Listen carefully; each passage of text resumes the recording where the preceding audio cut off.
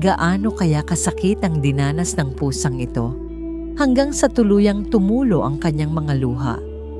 Dahil sa isang biglaang aksidente, napilitan siyang iluwal ang kanyang mga anak. Lahat ay hindi nabuhay. Sa loob ng 10 oras, nanatili siyang nakabantay sa katawan ng mga kuting. Sa gitna ng malamig na ulan, hindi siya umalis. Nang dumating ang mga tagapagligtas, hindi siya tumugon. Tila wala nang pakialam sa mundo. Ang mga mata niya ay puno ng lungkot at kawalan ng pag-asa. Inalok siya ng pagkain, pero walang gana. Kahit umandar ang sasakyan sa tabi niya, hindi siya kumilos. Sa tabi niya, nakakalat ang maliliit na kuting, hindi pa buo. Lahat ay agad na unawaan. Ginawa ng pusa ang lahat, pero hindi niya nailigtas ang sinuman.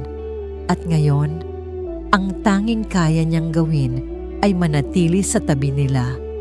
Nang sinubukan ng mga tao na alisin ang katawan ng mga kuting, bigla siyang umiyak. Mahina ngunit puno ng pakiusap. "Huwag niyo akong iwan." Sa kabila ng pilay niyang binti at nanghihinang katawan, pumagit na siya sa mga tao. Handa pa ring ipaglaban ang kanyang mga anak. Agad siyang dinala sa ospital. Wala nang natitirang kuting sa sinapupunan niya, pero ang kanyang binti ay malubhang bali.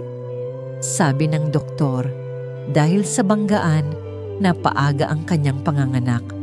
Matapos ang operasyon, nakaligtas ang katawan. Ngunit ang puso niya, sugat-sugat pa rin. Hindi siya kumakain, hindi umiinom.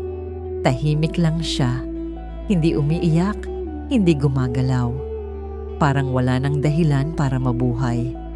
Para matulungan siyang bumangon, ipinakilala sa kanya ang isang ulilang kuting.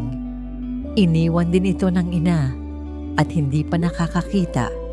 Maingat nilang inilapit ito sa kanya. Tahimik, biglang tumulo ang luha ng pusa. Marahil, naalala niya ang sarili niyang anak. At sa puso niya, tinanggap niya ang kuting. Dahan-dahan niya itong nilinisan tulad ng ginagawa ng isang tunay na ina. At unti-unting muling tumibok ang kanyang puso. Ang nakakita sa kanya ay nagpasya.